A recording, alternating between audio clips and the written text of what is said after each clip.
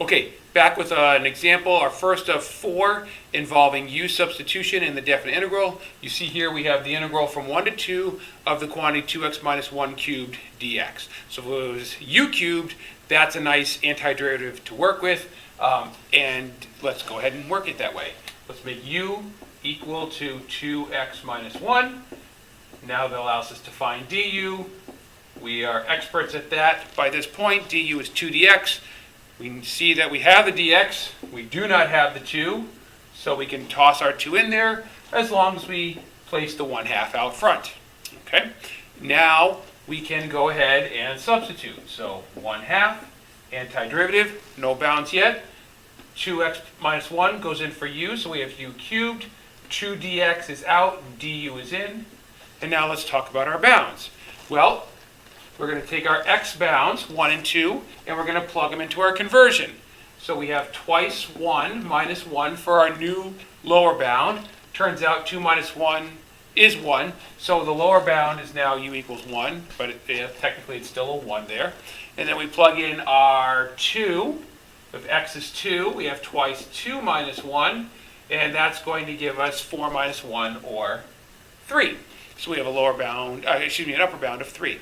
We're now ready to do our antiderivative. We have u cubed antiderives to u to the 4th over 4. So let's go ahead and do that. Don't forget about your 1/2 out front. So we have 1/2 times u to the 4th over 4 evaluated from 1 to 3. Now somebody's saying, can I make that over 8? And the answer is yes. And you don't even have to show this step right here. You can go right to the fact that if you're dividing by 2 and by 4, you are in fact dividing by 8. So we have u to the 4th over 8, and again that's evaluated from u equals 1 to u equals 3. Now when you did your antiderivatives, and it was just an indefinite integral, there were no bounds, the last step that you had to do was to plug x back in, because you wanted your answer in terms of x. Keep in mind that a definite integral is not in terms, it's just a number. All right, there's no x in the answer. There's no u in the answer. When all is said and done, we're looking at the area of the region between the function and the x-axis. And that area, or that region, will have some kind of number. And therefore, a definite integral is just a number, which means we don't have to sub x back in, nor do we want to. It takes up valuable time. All we want to do is use our fundamental theorem of calculus, which says f of b minus f of a. So at this point, we're just going to plug in our 3 and our 1, not the 2 and the 1, because those are in terms of x, but the 3 and the 1 because they're in terms of u, and then we're going to be done.